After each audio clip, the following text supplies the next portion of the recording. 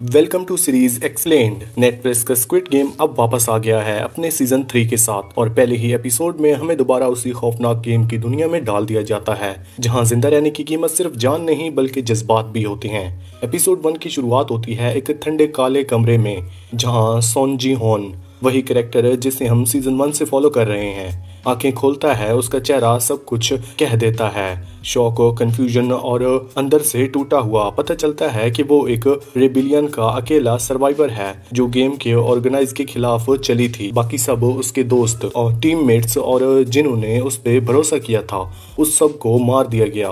जी होन गुस्से में चिल्लाता है एक मास्क गार्ड पर, मुझे जिंदा क्यों छोड़ा? पर गार्ड्स बस चुप रहते हैं। इस सीन का इमोशनल वेट काफी गहरा है, दर्द, गिल्ट और सवालों से भरा हुआ। रेबिलियन के बाद 35 प्लेयर मर चुके हैं, अब सिर्फ 60 लोग बचे हैं। प्राइज मनी बढ़ा दी गई है जो 39.6 बिलियन वॉन है, लेकिन ये पैसा लहू से रंग चुका है। फ्रंटमैन अब भी वही काल्म और टेरिफाइंग अंदाज में दिखते हैं। वो सिस्टम को स्मूथली चला रहा है जैसे कुछ हुआ ही ना हो। रिबिलियन में उनके 27 गार्ड्स और 8 मैनेजर्स मर गए, लेकिन उसमें उन्हें कोई फर्क नहीं पड़ता। ये कोई गेम नहीं, ये एक खूनी क्राइसिस है जिसे लोग एंटरटेनमेंट समझ रहे हैं। आइसलैंड के बाहर हम देखते हैं डिटेक्टिव हॉन जू होन। वो अभी भी जिंदा है और आइसलैंड का रास्ता ढूंढ रहा है एक छोटी टीम के साथ। इस मिशन का लीडर है कैप्टन पार्क, लेकिन सब कुछ सस्पिशियस लग रहा है जब एक ड्रोन ऑपरेटर अचानक गायब हो जाता है और एक ऑफिसर कैप्टन के हाथ में एक स्क्रू ड्राइवर देख लेता है रात को। तो सब टेंशन में आ जाते हैं, सब एक दूसरे पे शक करने लगते हैं। क्या ये मिशन आइसलैंड तक पहुंच पाएगा? वहीं दूसरी तरफ हम मिलते हैं एक नए कैरेक्टर से, नोएल, एक नॉर्थ कोरियन डिफेक्टर जो गेम के अंदर स्टफ बनकर घुसी है। उसका असली मिशन है ऑर्गन ट्रैफिकिंग का एक्सपोज करना। वो अंदर से सिस्टम का हिस्सा बनती है, लेकिन एक सीन में वो एक प्लेयर की जान बचा लेती है जिसे जिंदा ही ऑर्गन्स के लिए काटने वाले थे। उसके सीन्स फुल एक्शन, ब्लड और जस्टिस से भरे हुए हैं। अभी तक सबसे पावर एंट्री इसी की है। प्लेयर्स में हलचल मच चुकी है। जी होन को लोग डाउट करने लगते हैं। कोई कहता है वो गद्दार है, किसी ने उस पर टीममेट्स को मरवाने का इल्जाम लगा दिया। एक औरत कॉलोनियो जो खुद को एक स्पिरिचुअल शैमन मानती है उस पर नजर रखी हुई है। कॉलोनियो जो खुद को एक स्पिरिचुअल समझती है जी होन का मजाक उड़ाती है सबके सामने। वो उसके कान में चिल्ला कर कहती है, अब जिंदगी भर तुझे मरे हुए लोगों की चीखें सुनाई देंगी। ये सुनकर जी होन का पेशन टूट जाता है। वो गुस्से में कॉलोनियो का गला दबा देता है सब लोगों के सामने।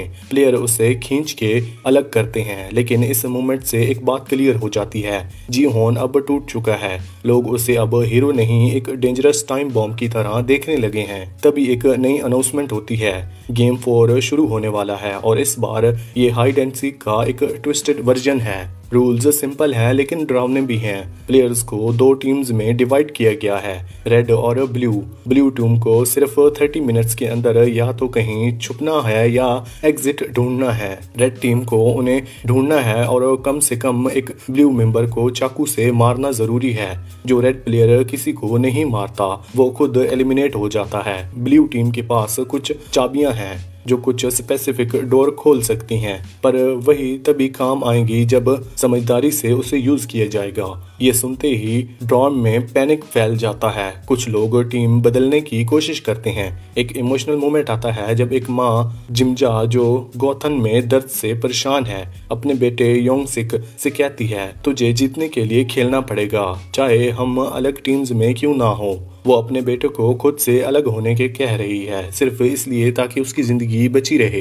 एक और कपल, मियोंग और उसकी प्रेग्नेंट गर्लफ्रेंड जुनही। मियोंग अपनी रेड टीम वाली जगह जूनी स्विच करना चाहती है, उसे प्रोटेक्ट करना चाहता है, पर जुनही कंफ्यूज्ड है। क्या टीम बदलने से सच में कोई फर्क पड़ेगा? फिर आता है एक डिस्टर्बिंग मोमेंट।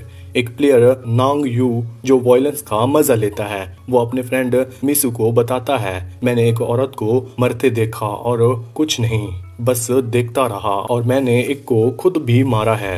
पर वो मिसू से कहता है मारना सीख लो वरना तो खुद मर जाओगे। उसका ये साइकोलॉजिकल मैनिपुलेशन और गेम का प्रेशर दिखता है कि लोग जिंदा रहने के लिए अपने दोस्तों तक को मारने के लिए तैयार हैं। लाइट्स फ्लिकर करती हैं, हॉलवेज डार्क है, सब कुछ एक हॉरर मूवी जैसा लगता है।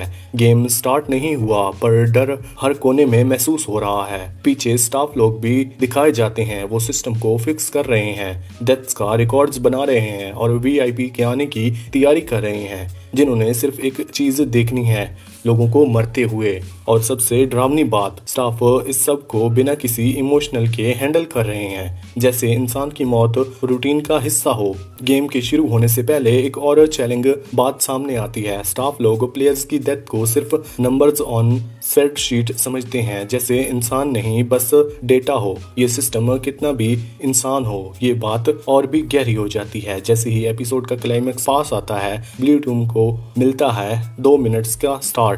जैसे ही डोर्स खुलते हैं हर तरफ पागलपन मच जाता है। कुछ लोग ग्रुप्स बनाकर भागते हैं सोचकर कि शायद ज्यादा लोगों के साथ रहना सेफ होगा। कुछ लोग अकेले भाग जाते हैं छुपने या फिर एग्जिट ढूंढने के लिए। रेड टीम अपने चाकू रेडी करती है, कुछ के हाथ कांप रहे होते हैं, कुछ अंडरलाइन से फुल रेडी होते हैं। नामू जो पहले से ही थोड़ा कोल्ड है, सबको इनकरेज करता है कि ग्रुप हंट करें, साथ में मरना आसान होगा। लेकिन कुछ लोग अब भी श्योर नहीं है क्या वो सच में किसी को मार सकते हैं। इस बीच में जी हॉन बिल्कुल फ्रीज हो गया है, वो एक जगह खड़ा है, आंखों में गिल्ट, दिमाग में फ्लैशबैक्स हैं। वो धीरे से बोलता है सब मेरी गलती है।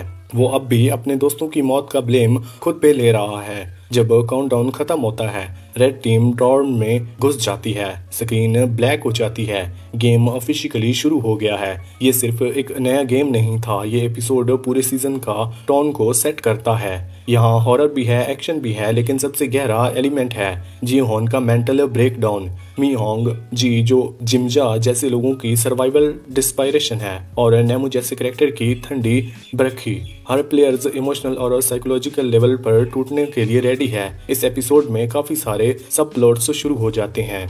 नो ओली का सीक्रेट मिशन जहां वो ऑर्गन ट्रैफिकिंग एक्सपोज कर रही है, डिटेक्टिव जूहान का रिस्की इन्वेस्टिगेशन जहां उसकी जिंदगी दांव पर लगी हुई है, वीआईपीज का आना जो सिर्फ मजा लेने के लिए लोगों को मारता देखना चाहते हैं, और सबसे इम्पोर्टेंट जी हॉन का रेपुटेशन जर्नी, क्या वो अपने गिल्ड से बाहर निकल पाएगा। सबसे डिस्टर्बिंग चीज ये है ऑर्गन हार्वेस्टिंग का सीन। डेड या इंजर्ड प्लेयर्स के ऑर्गन्स काट के बेचे जा रहे हैं, कुछ जिंदा होते हैं जब उनके शरीर चीरे जा रहे होते हैं। नो ओली जब एक प्लेयर्स की जान बचाती है तब थोड़ा रिलीफ मिलता है, लेकिन साथ ही ये भी समझ आ जाता है कि ये सिस्टम कितना करप्ट हो चुका है। हाइड एंड सीक की गेम ट्विस्ट ब्रिलियंट है, ये प्लेयर्स को direct face to face killing पर मजबूर करता है। सिर्फ मरने का डर नहीं, अपने आप को पहचानना। स्क्विड गेम सीजन 3 का प्रीमियम एपिसोड्स फैंस की उम्मीद से ज्यादा डिलीवर करता है। ब्रूटल, इमोशनल, फुल सस्पेंस और सबसे बढ़कर हमें नेचर की गहराई तक ले जाता है। इसी के साथ ये एपिसोड यहीं पर खत्म होता है। आपको वीडियो कैसी लगी हमें कमेंट सेक्शन में जरूर बताएं। वीडियो अच्छी लगी हो तो वीडियो को लाइक करके चैनल को सब्सक्राइब लाजमी करना। Thanks for watching.